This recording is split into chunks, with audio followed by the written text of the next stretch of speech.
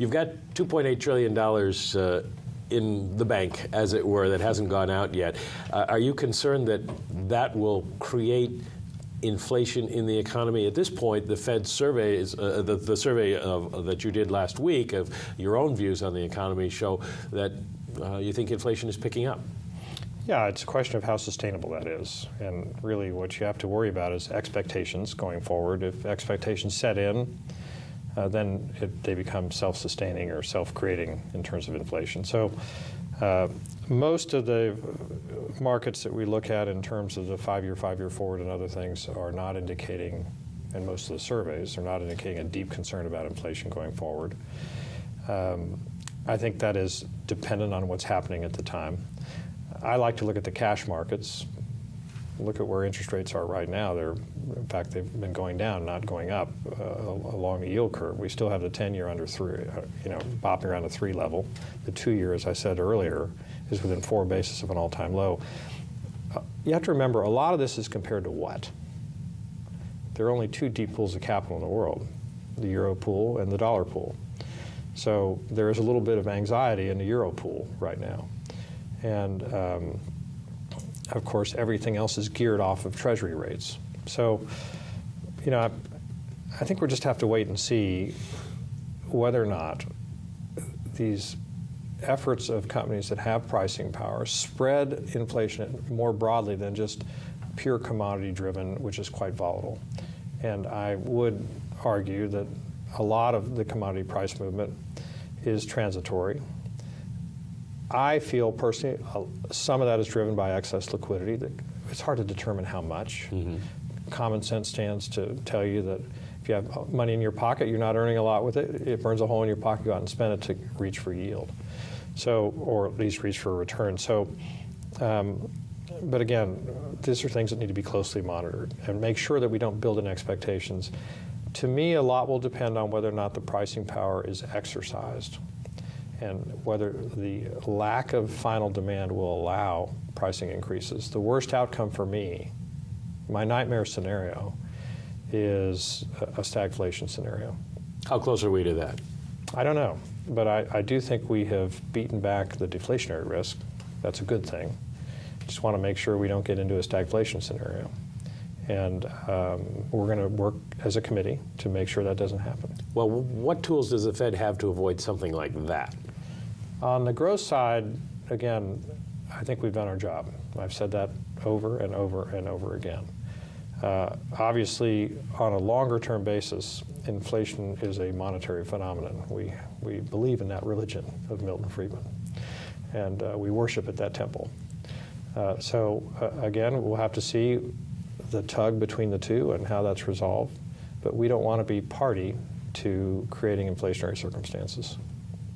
I want to go back to the growth question for just a moment, because you talked about wanting to see the money that's on the bank's books go out into the economy. One way you could do that would be to lower the interest rate on excess reserves, or even charge banks for holding reserves. I see a lot of that discussion, particularly by economists who are consultants who like to see themselves quoted in the press almost incessantly. It's usually the same people, without getting into specific names.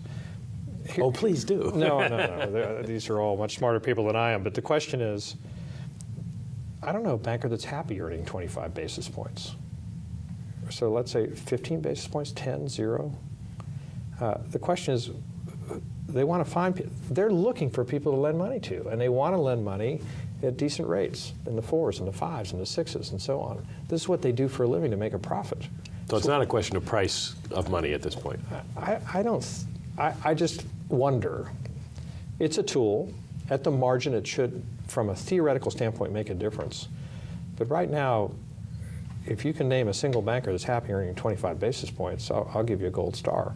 They'd rather be lending money. The question is the demand for those loans, or the confidence business has to take money down from these sources. You have to remember, too, in terms of large businesses that trade on the exchanges or have access to fixed income markets, they have re-leveraged. Some say there's a lot still deleveraging to take place, certainly with the consumer and so on. But these large corporations have access to capital. They have restructured their balance sheets. They have enormous amounts of working capital. And I believe that's beginning to work its way down. I use the example of a dry cleaner that I speak to that has 33 employees. That dry cleaner tells me he's just not going to borrow money even if they paid him to take it. Why? Because he's not certain about how much demand is out there, and secondly, certainly uncertain about how many taxes he's going to have to pay, what his social overhead is, and so on. So until all that's clarified, I'm not sure it would have an enormous impact. But we'll have to see. At the margin, theoretically, it would tell you that there might be some impact. Now, in terms of inflation, again, one of the suggestions that's been made to help maintain Fed credibility as you go forward is an inflation target. You're not opposed to that. How would you see it working? Would it be statutory? Would it be an internal rule from the Fed? What would be the optimum way to set something like that up? You know, this is the key operative word in your question was optimal. Not only is it a question of having a decision made that this is what we want, but how do we communicate it in a way that it has its not only optimal but maximum impact in reinforcing. None of us want to see sustained inflationary pressures, and we certainly don't want to be the cause of it. And there also is a question of the politics of it. We are given our mandate by the Congress of the United States. They have given us a dual mandate. We're the only central bank of size that has a dual mandate. To my knowledge, we're the only central bank that has a dual mandate. So part of this is the timing of communication, but also getting our communications right, and I think that needs to be resolved over time. Okay. All right, we'll do the fourth and last segment. Just so you know, I'm in favor of it because my personal view, for what it's worth, and I'm just one of 17 people, is that when the employment mandate comes very close to getting us involved in fiscal issues, I would like to have as pure a mandate as possible. You drop that? Well, the reason for that is because, and again, the chairman has said this himself, they're not totally isolated from each other. If we do our job on inflation, we create more certainty and confidence in business, and therefore more employment potential. New Bloomberg survey out today shows Ben Bernanke's popularity has dropped tremendously. Is that a concern that the Fed loses some credibility with the public?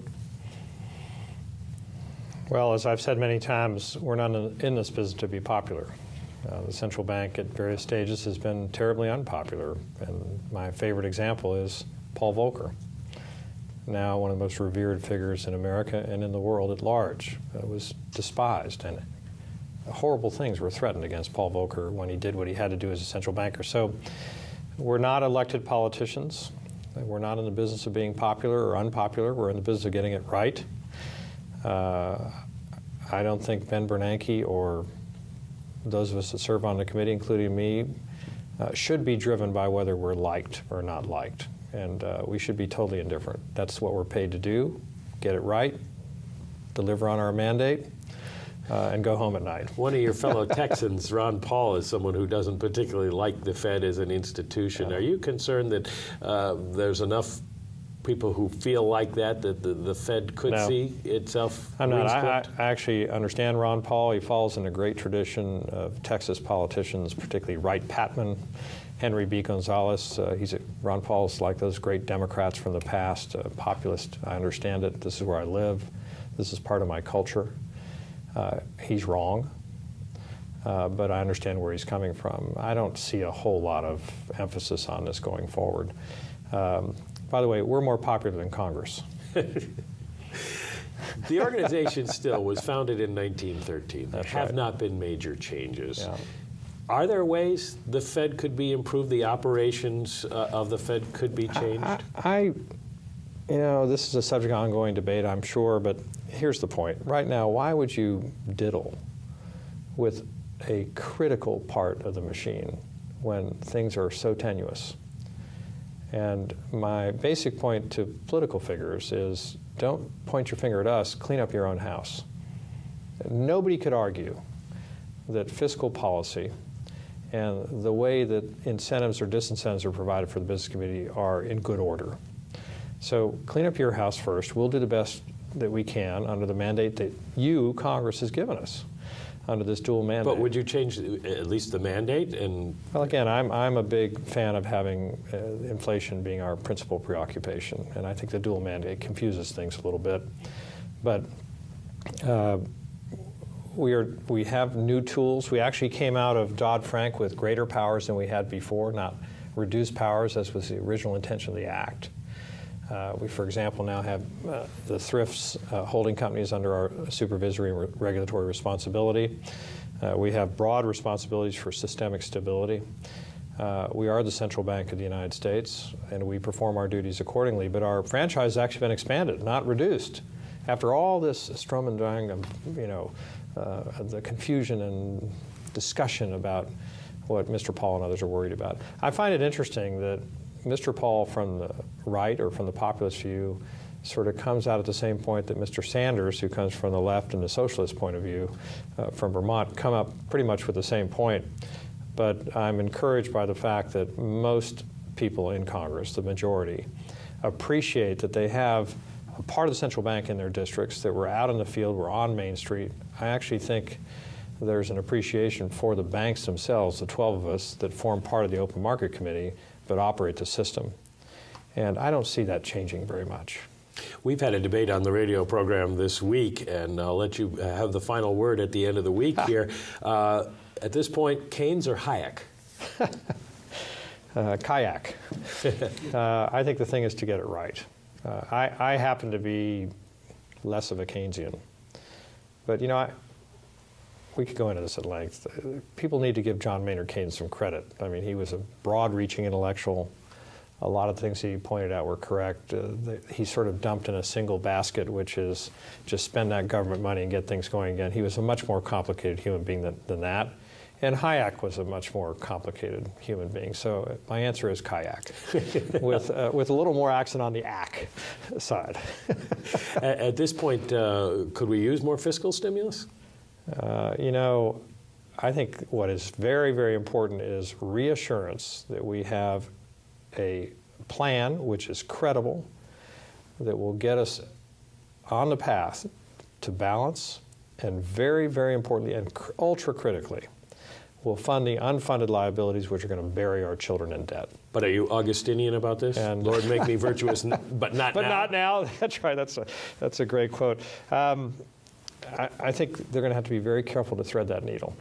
They're going to have to make sure that whatever they come up with, and this is their business, not our business, and it's not our business to recommend a blend, whatever they come up with has to bolster long-term confidence about the solvency of this country, that we're on the right path. We will do the American thing, which is after we've exhausted all the other opportunities, we'll do the right thing, which is what Churchill said, but they'll do it in a way that doesn't set the recovery back. And that's going to be a very tough balance. It's up to them to get it right. How much can we stand in terms of action right now? How far could you go before the economy suffers? Well, I'm not quite sure what you're saying. I mean, we need action in terms of bolstering confidence about the long-term viability. How much can you cut federal spending? Can you put a percentage on it? Depends on what it is. It depends on whether it incents or disincentivizes business. The same thing on the tax front. Whatever you do on the tax front disincentivizes businesses from creating jobs or incentivizes them in terms of being long-term job creators. There's a third leg here, by the way, which I want to mention and take advantage of. We're not operating in isolation. We won the Cold War. We spent a generation of blood and treasure to win, and we did. The good news is now we have what some would call competitors, Milton Friedman would call cooperators, and other economic agents that want to be capitalist, China, the former Soviet Union countries, and so on. India's been liberated from bureaucracy. They try to be liberated from bureaucracy. This is good news. But what it also means that when we frame tax policy or regulatory policy, we have to do it in the context of what creates American jobs when everybody's driven to ROI, return on investment. No one is restricted from investing anywhere else in the world, and they'll go wherever the greatest incentives or the least disincentives are. So one thing I do not hear Congress people talking about, it's not just balancing the budget, it's not just funding our unfunded liabilities, it's not just doing things in a way that won't set us back domestically. We have to do it in an international context. This is good news. It's not bad news, but they have to be aware of it. You have 30 seconds left here. Fed forecast is for slower growth next year and the year after that. Reinhardt and Rogoff suggest you could have 7 bad years following the kind of recession we had. How do you tell people to be optimistic? First of all, I respect Rogoff immensely. He's on my advisory committee here at the Dallas Fed. We have a separate advisory committee, and Ms. Reinhardt has been quite brilliant. We are Americans. We do things differently. We're a dynamic society. If you want to see it in spades, just come down here to Texas, where we create a lot of jobs. And we are an optimistic society. So I'm not going to be, that's interesting statistical analysis. I respect it enormously. I don't think Americans fit into a typical mode. And I'm certain that Texans do not. So we should always remember we're the most dynamic society in the history of the world. We're beset by problems right now. We will solve them, and we will move forward. Richard Fisher, thank you very much. Thanks a lot.